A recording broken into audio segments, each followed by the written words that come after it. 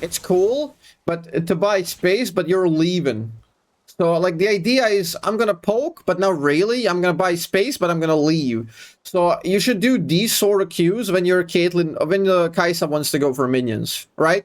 If, let's say, these two minions are low and they're, like, this HP, they're gonna die. You do this queue and walk up. You put your body in front so Kaisa can farm correctly. See, now we've aced the queue. This is not the timer for Kaisa to go in yet, because the minions aren't low yet. Then this guy fucks up his movement by leaving the brush, which means you should hit, like, you should have been clicking already. Should have been clicking already on her. You do get one auto attack, but that's about it, right?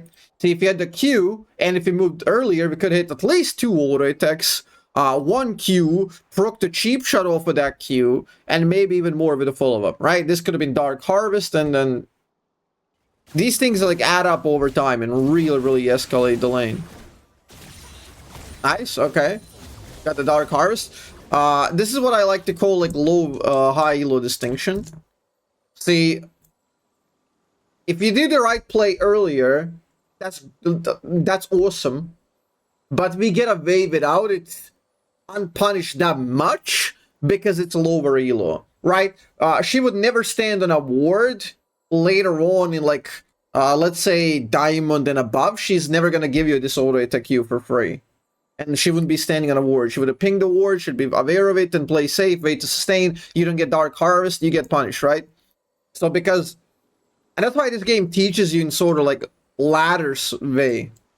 You learn one row of gameplay and you learn another on top of it, because you don't get punished for the initial move or lack thereof, so you get still rewarded kinda after, which means you don't learn the correct message.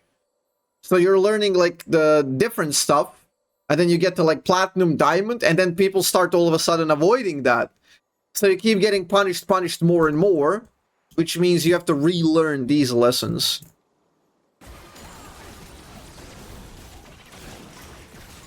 Okay, that should have been a hard contest. This is the not paying attention to the level timers. There's one minion with 1 fucking HP, right? Look at this. Look at this. This is like the worst timer she can go in, because there's one minion with 1 auto attack, and you should have been in her fucking face. Let me, look at this. This is where we go into her and trade on balls. But it's not balls because the balls are backed by knowledge. Right? There's brain operating behind the balls. So you walk up, you hit. And as soon as this minion dies, Vel'Koz is superb because not only do you get 1 ability, you get 2 abilities.